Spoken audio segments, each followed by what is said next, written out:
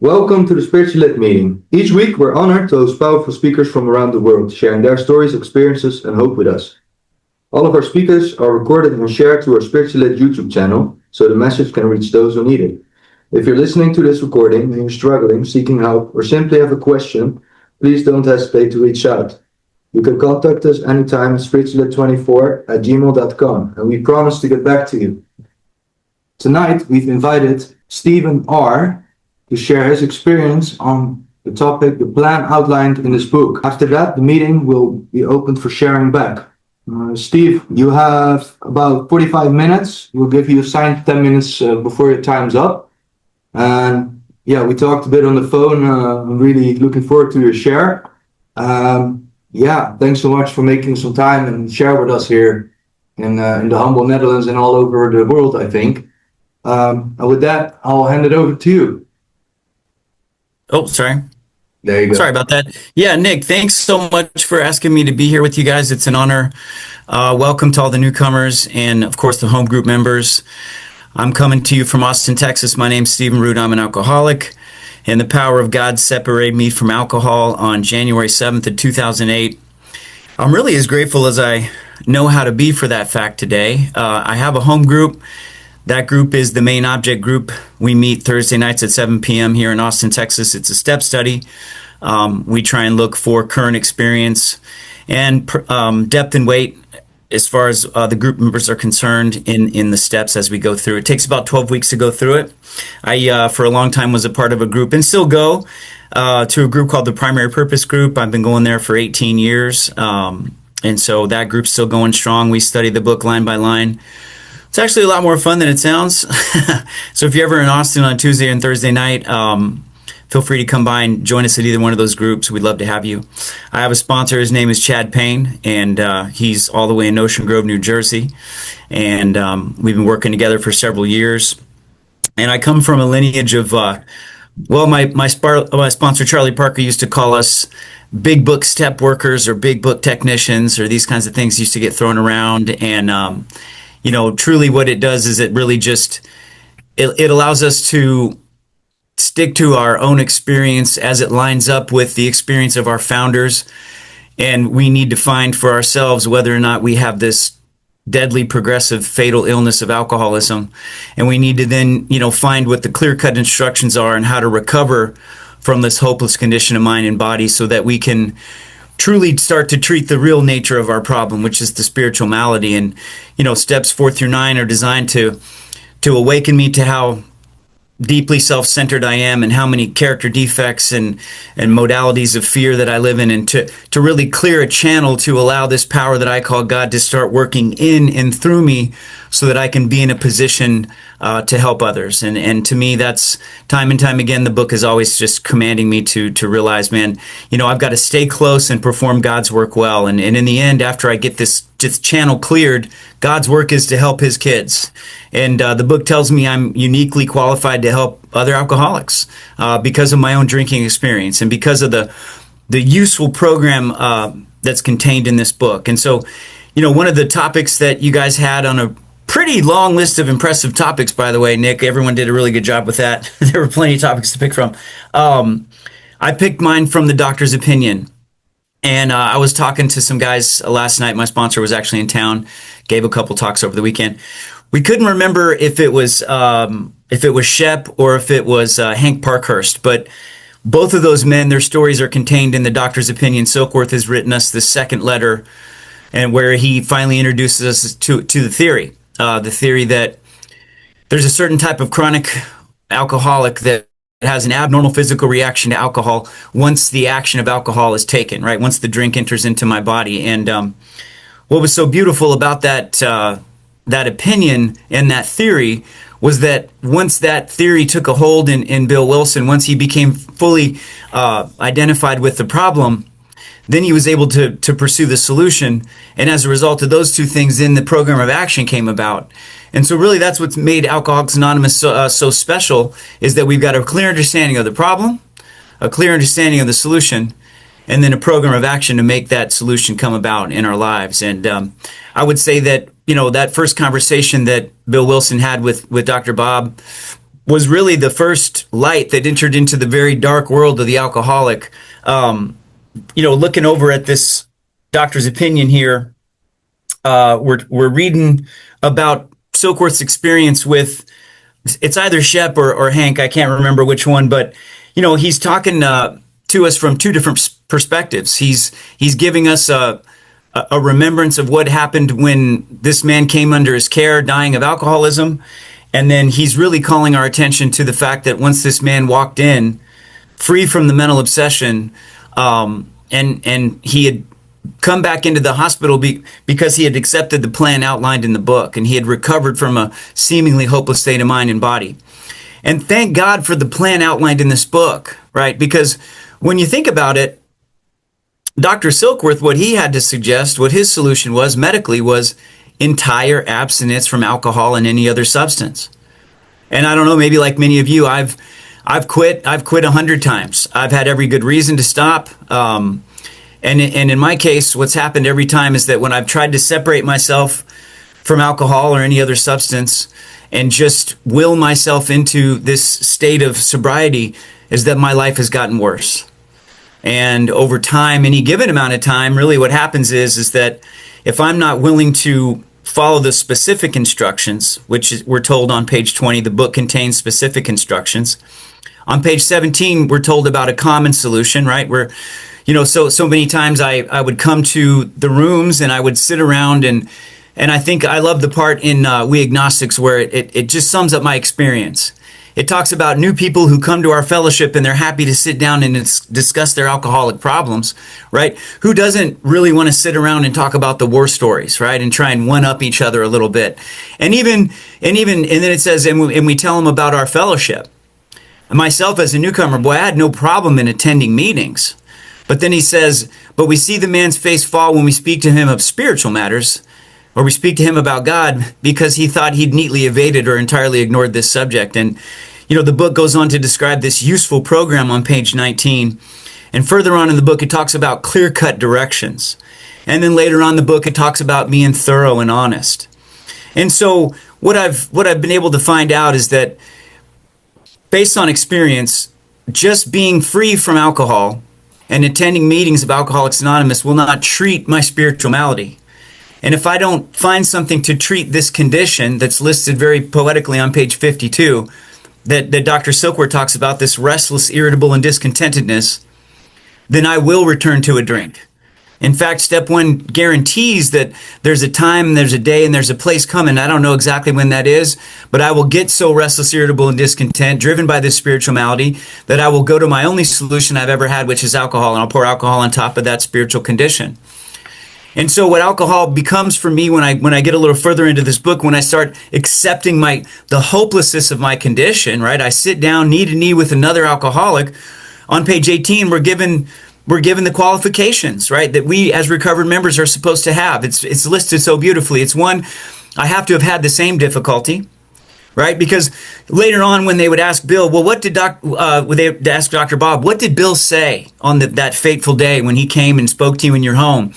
Dr. Bob said, well, it wasn't his religious leanings. It wasn't his spiritual talk that really pulled me in. What it was this talk of hopelessness. Here sat in front of me the first living human who talked with me about alcoholism from his own experience. In other words, he spoke my language. So if I'm looking to recover, I got to sit down with someone who we identify. We got the same problem. So I got to have this, familiarity with the difficulty, which is I have a physical allergy and a mental obsession. And no matter what it is that I try and put in front of me in a drink, if it's my own willpower, if it's the consequences, if it's the loss, or hell, in Fred's story, it's the end of a perfect day. I love Fred because it's like Fred is in fine physical health. His marriage is going great. The business is going off perfectly well. It's a perfect day. And he crosses through the threshold of a bar room and suddenly. So what's my trigger? Suddenly? No, I got to be sitting down and talking to someone about this person who's found the solution, properly armed with the facts about themselves. And if I'm sitting down with someone who's properly armed with the facts about themselves and they've accepted the plan outlined in this book, they're going to be able to tell me that anything other than a spiritual solution to solve a spiritual problem for an alcoholic is doomed to fail, right? That's a person who has found the solution, because I spent many years outside of the rooms of Alcoholics Anonymous and even in the rooms trying to find a solution other than the clear-cut directions of recovery outlined in the book. I mean, sign me up. I'll go to 10 meetings a week, right? I'll go to 3 meetings a day. I'll go back to the gym. I'll change my diet. I'll move to another town. I'll break up with her, and then I'll ask her out. You know, I'm separated from my solution, which was alcohol. I'm going to be desperately trying to seek power. And over time, anyone with any amount of time spent doing that, and you see all those experiments fail, right? The book talks about by every form of self-deception or experimentation, I try to prove myself an exception to the rule, therefore non-alcoholic. Well, those are all things the non-alcoholic is going to do to recover. But if you're a real alcoholic, all those things are going to fail.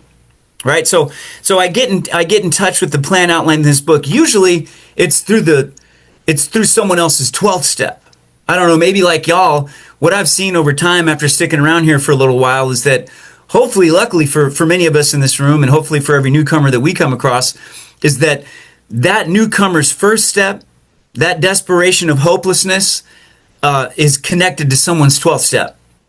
And we have this circular a way in which God works in our fellowship is that my first step experience, the hopelessness of my condition, hopefully is connected with someone's 12th step truth, their ability to carry the message, their ability to be helpful, right? Their ability to sit down. They don't have an axe to grind.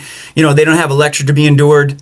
Well, I don't know. That's sometimes questionable, right? I've had plenty of lectures, but not anything that's coming from a place of do what I do, do as I say, not as I do, right? Every sponsor I've ever had, I believe, was divinely inspired.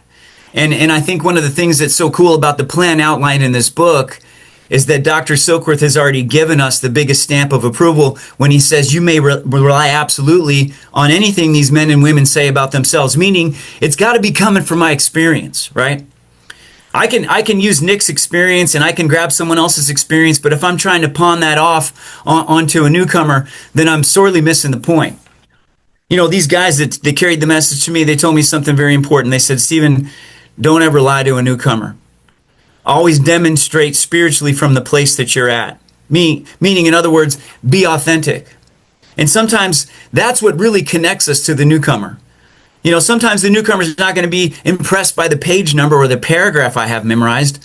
The newcomer is going to be impressed by the language of the heart. Is me sitting down knee to knee with that newcomer and sticking my hand out and getting to know their name and asking if they need a cup of coffee, making them feel welcome, pulling them in with a vision of what it could be like to recover from this illness, right? So, and in order to accept the plan outlined in this book, at some point or another, once we get past the identification process, right? When you look at the chapter Working with Others, there's a line in there. It's really powerful. It says, if you are satisfied that the man is a real alcoholic. So in other words, I've got to be properly armed with the facts about myself and be able to sit down and give this newcomer a fatal dose of alcoholism. I got to be able to help them qualify themselves. Do you have a physical allergy to alcohol and a mental obsession that ensures that there's nothing you can do to stop yourself from starting again, right? The most insane decision I'm ever going to make, I'm sober when I make it, right? Walking out of a treatment center or coming out of a jail cell is that I get this insane idea that I'm going to be able to control and enjoy my drinking, and here's how we're going to do it. And my mind and then I'm back in that mental obsession, that peculiar mental blank spot, that lack of mental defense. I got to be able to sit down with the new person and say, does this happen to you? Let's talk about your experiences around this thing. This lack of power, lack of willpower, right, doesn't exist for a real alcoholic. So once I get past that first step experience where the hopelessness of the condition, the progressiveness, the fatal nature of the malady has been given, and I give this newcomer an ability to diagnose themselves, which is also what I love about this program, is if I accept the plan outlined in this book, it's not to shove this book down a newcomer's throat. It's not to shove my personal opinions on middle of the road AA down their throat, right? That's an axe to grind. That's not effective. I don't know, maybe like some of you guys, when I first got spiritually awake and God came into my mind and my spirit in a way that had never happened before, Maybe you guys have had this experience. I was running around in these old, in my mind, open discussion, middle of the road meetings, and I was beating people over the head with the big book, and I'm cross-cutting their shares, and I'm pulling them aside. And I was talking to my sponsor, and he said, how many people that are new are coming up to you afterwards and asking you to sponsor them after you're behaving that way in a meeting? And I said, none. He said, well, I think we might have some work to do in the 10th step then. See, if I want to be understanding and effectiveness with this awakened spirit, this power that's come to me as a result of taking the first 10 steps, I got to be able to honestly sit down and realize that this disease, this man or woman has to diagnose themselves as alcoholic. Right? I can take him to page 44. I can give him those 2 questions, right? If when you honestly want to, you find you can't quit entirely, or if when you start drinking, there's little control over the amount you take, you're probably alcoholic. But I just missed 43 pages of identification. And when I think about it, the book spends really 53 pages on what it means to be alcoholic on step 1. In fact, we get to page 30 before we even see that, right, in the book. So I can't shortcut this newcomer from having that experience. 53 pages on what it means to be alcoholic. And there's all kinds of tests. I love and if you read the first 31 pages and you get past some of these tests, really the last and final test is, if you're ready to accept the plan outlined in this book, then you need to read this book. Right on page 31.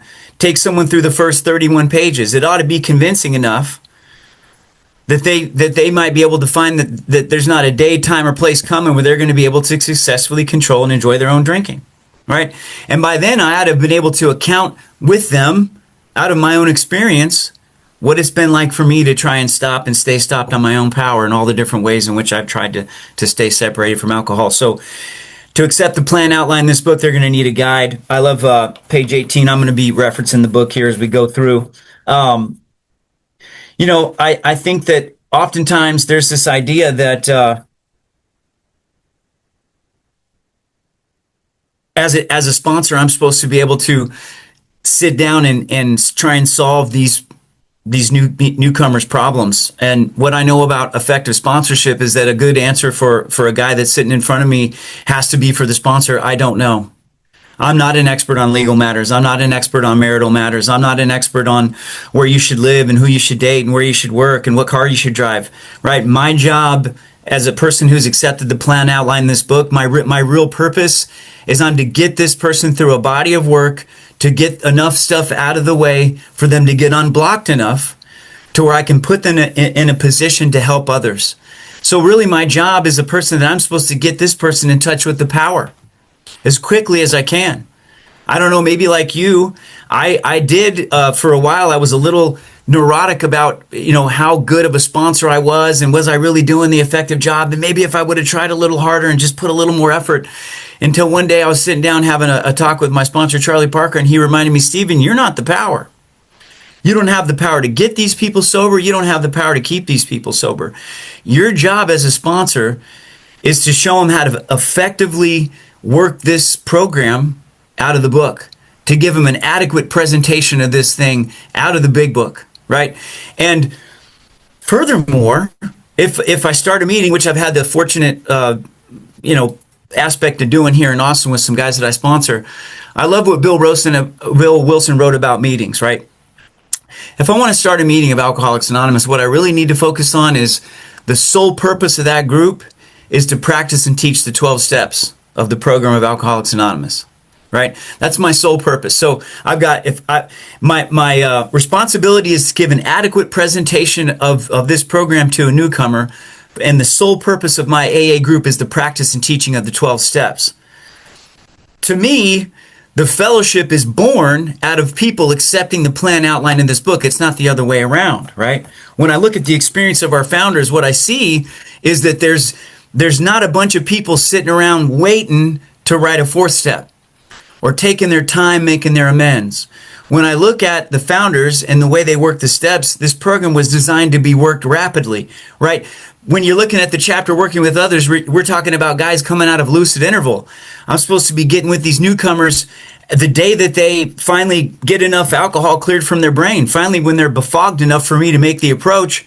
And you see this over and over again in the book, and I see this in my own experience, is that On day 3 or 4, when everything's sufficiently burned to the ground and my life is in shambles and I'm scratching my head going, how in the hell did this happen one more time? That's a really good time to approach someone and see if they're ready to accept the plan outlined in this book. And the first way I got to do that is with identification. And once I'm satisfied this person is a real alcoholic, then we got to move right into talking about God, higher power, spirituality, great reality, spirit of the universe, all the different cool things that Bill uses to talk about the second step. Because I don't know about your book, but the book I'm reading when I'm getting to the second step is all about laying aside prejudice, my previous or unfavorable ideas about this whole God thing. And I don't know how it is, but we're the people of two choices. Have you guys ever noticed this? Right on page 25, when I'm sitting down for that first time and I'm looking at this thing, it's like, well, I can go on to the bitter end, right? Blot it out the best I can, or I can accept spiritual help. And then over here on page 44, it's like I'm doing alcoholic death. And coming out of my second treatment center, if you looked at my actions, it seemed like I was a guy who was a little more curious about what do you guys mean about dying this alcoholic death? Maybe we need a little more information about that. Maybe you guys have seen this. What happens real quick, you get me separated from alcohol, maybe 7-10 days max, is my ego has recovered at an alarming rate. It's astonishing, right? I've come into this place, it's either a meeting or a dry out center, and I've been separate from this thing. It's really just killing me. And 7 to 10 days later, I'm in the back of the room with my sunglasses on, my hat backwards, my feet kicked up on a chair, acting like, what do you guys got to teach me today? I know it all, right? So my ego recovers at this alarming rate. And it turns out, when I get over here in the chapter We Agnostics, the plan outlined in this book has very little to do with human power. In fact, sometimes I still hear people say, you got to work the spiritual part of this program. I've been studying this book for 17 years. I think the entire program is spiritual. There is no spiritual part of the program. It's all spiritual, right? So the plan outlined in this book is about, I can't treat my spiritual malady by just being abstinent from alcohol for any given amount of time because of the bedevilments on page 52, right? You just separate me from alcohol, you throw me in the middle of a meeting, and 10, 12 days later, what happens is my ego, I've built a case on everyone in that room because I got this overwhelming sense of self-consciousness that starts to just weigh on me. And I'm sitting in this room and I'm thinking, you know what? It's not my fault that I know how everyone in this room isn't doing it right. It's not my fault that guy talks about the program of recovery and he should be introduced himself as recovered. It's not my fault that I know that. I need to go pull him aside and tell him how wrong he is. Let me straighten this out. Right? All of a sudden, two weeks removed from this crippling obsession to drink alcohol, I become an expert on everything. And now I'm sitting in a room judging you harshly for not knowing something I just learned 5 minutes ago that I'm an expert on now. And so what I know about accepting the plan outlined in this book is it's all about lack of power. And if I don't get connected to a power, the power of my will starts to assert itself almost immediately. Man, you remove the consequences of the drinking from me, right? You get my car out of tow, or you pay my first week's rent at a sober house, and I start attending meetings, and my ego starts to show up, and it's powerful. I don't know if you guys have you ever had this experience where you walk into a meeting and all of a sudden you feel like you should be up chairing the meeting. What are you, 3 weeks sober?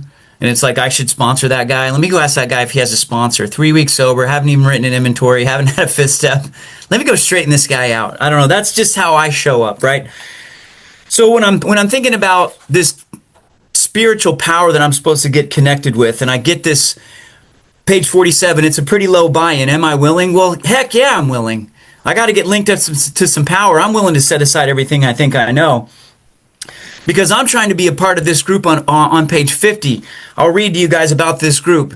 Depending on where you're at in your walk, depending on where you go to meetings, right? If you're going to meetings where the power of God is really expressing itself in the conscience of that group, what I think should be happening is this meeting should be an expression of this group of people on page 50, right?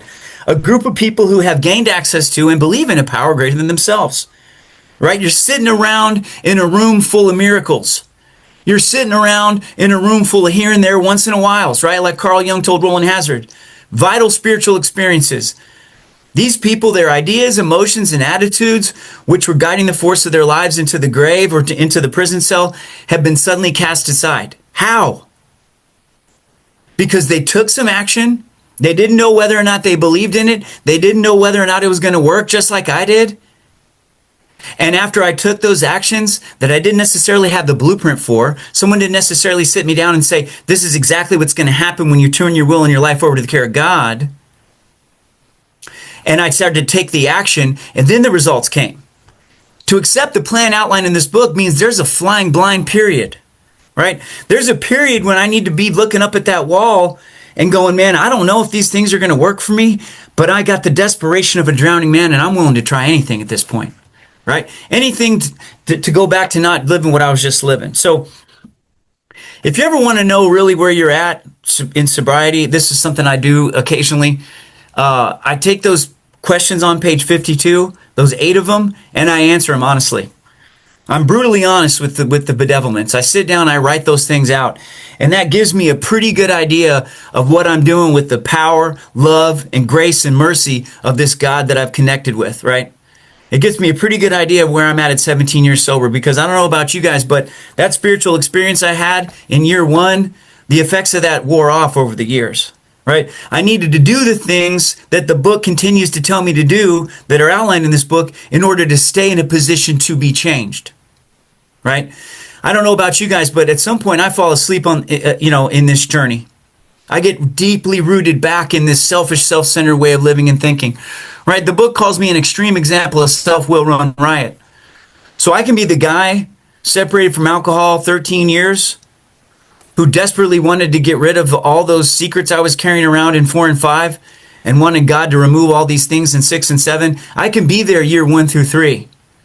But something happens around year 5 and something happens around year 10. And for me in particular, something happened around the 13th year where I kind of just fell asleep spiritually and fell victim to this idea that I'm going to control and enjoy my own life, right? I'm going to get back to managing things. And I do so much like the doctor describes the why I drink. The reason I take my will back and my life back is because I essentially at the beginning I like the effect produced. I mean, I'm a guy who falls asleep in the middle of Alcoholics Anonymous to the delusion that I can wrestle this thing with satisfaction and happiness by just managing all this stuff well. And so there I am, 13 years separated from this experience that I had to have.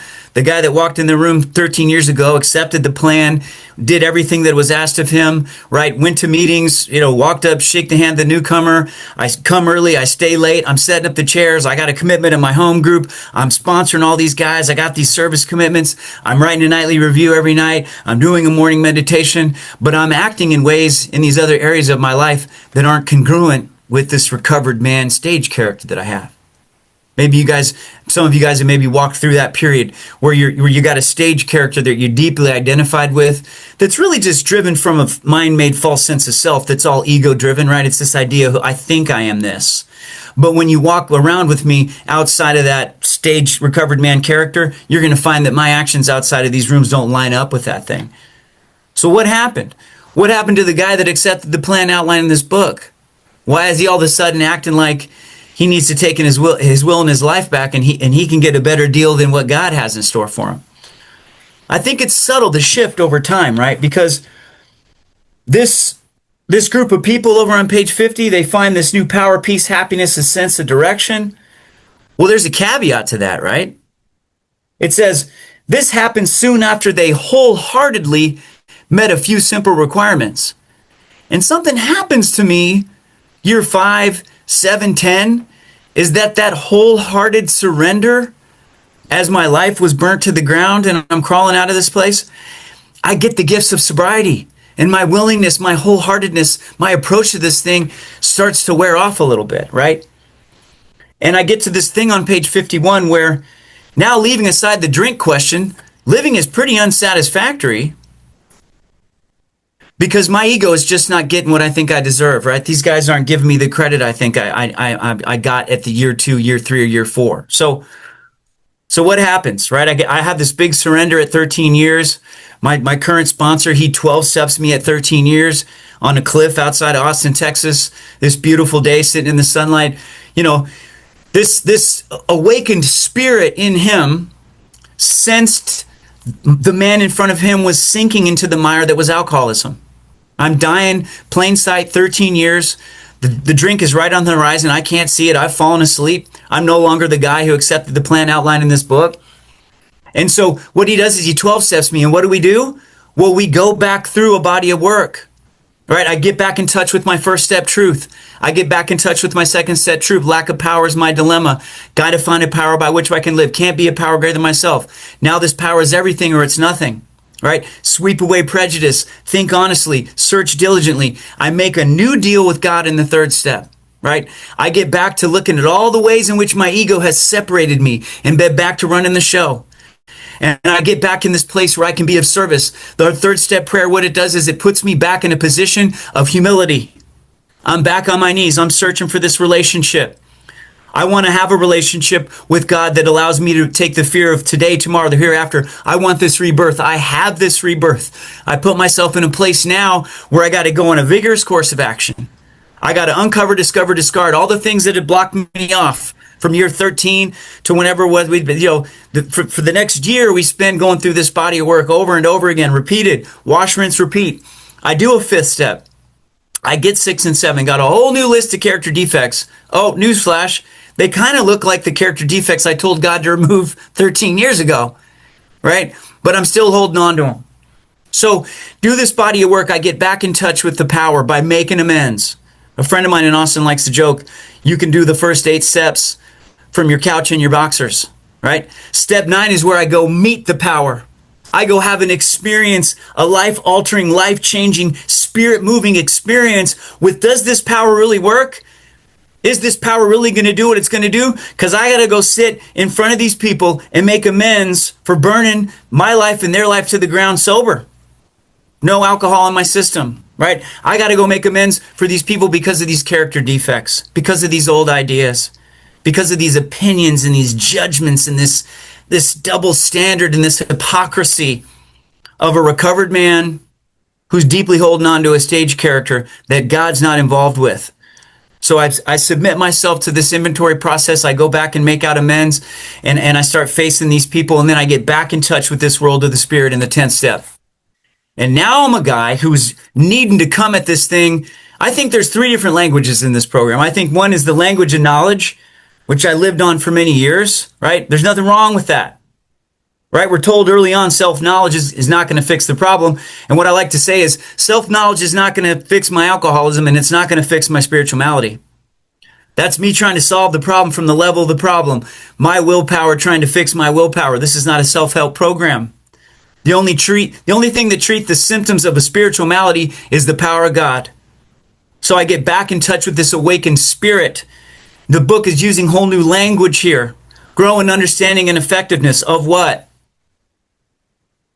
How to remain unblocked, how to remain in the present moment, how to remain in touch with this power as I go throughout the day. Step 10 is describing to me a state of being.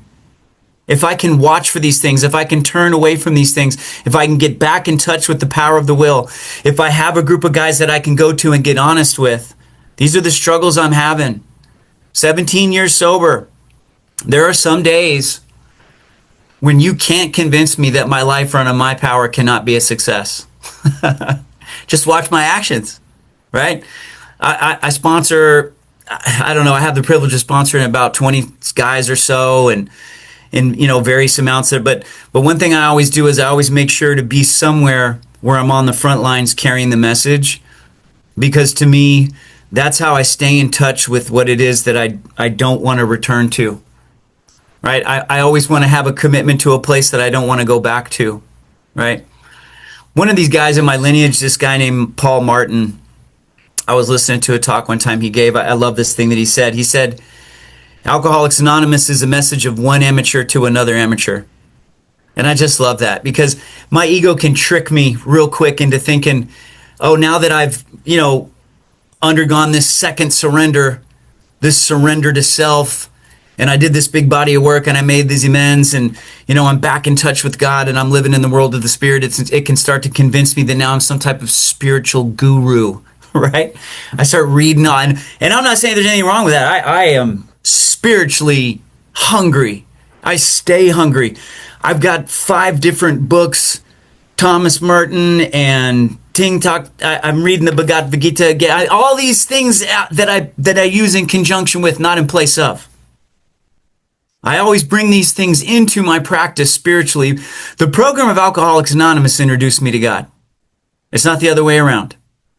I'm not the type of alcoholic that ever found the power of God by walking into a church door or joining a youth group or, hitting a Rotary Club, right? I'm a guy who, I'm either in touch with the power of God, fully surrendered, trying to seek this power and this love and this mercy on a daily basis, or I'm dying, right? I didn't come to Alcoholics Anonymous via any other way. So now I'm back in this world of the Spirit, right? What do I do with this awakened spirit? Well, what I do with this awakened spirit is that I prepare myself to stay in touch with the power, peace, happiness, and sense of direction that I was told that this group of people had. The group of people I first encountered when I first got here. The people that accepted the plan outlined in this book. And what I'm looking at in step 11 is I'm looking at directions in order for me to stay in a place where I can be of service to you. Because unless I'm willing to follow the directions of step 11, I can't be of any use to you or anybody else. There's too much of me on me, right?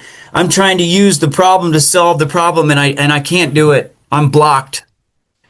I used to have to write pars on my hand. You guys should, I used to have to write, as I go through the day, I pause when I'm agitated or doubtful, right? Remind myself I'm no longer running the show, humbly saying to myself many times each day, thy will, not mine, be done. And I walked around with that like on my hand, just as a reminder. You see, the real problem is selfishness and self-centeredness. That's what's killing me. And the only real solution for selfishness and self-centeredness is a spiritual awakening as a result of the 12 steps. And once I'm awakened, and once I've cleared enough of this garbage out of the way to open up this channel between me and God, what I need to do is I need to be in front of someone, particularly other alcoholics, carrying this message, right? The plan outlined in this book is all about getting me to see the God in you. I open up this channel. I awaken this spirit, this fundamental idea of God that's been inside of me all along. The book tells me it's blocked by calamity, by pomp, by worship of other things. Well, truly, what's always going to stop me from being able to help you is the worship of my own mind and my ego and my selfish and self-centered way of living and thinking. And if I can stay in touch with this power, if I can stay awake as I go throughout the day, right? If I can be in a place to, as my sponsor likes to say, I need to put myself in a position to remain changeable, to remain surrendered. So the plan outlined in this book has a lot to do with me looking at the things that bring me back into the darkness, the things in me that I've been unwilling to let go of.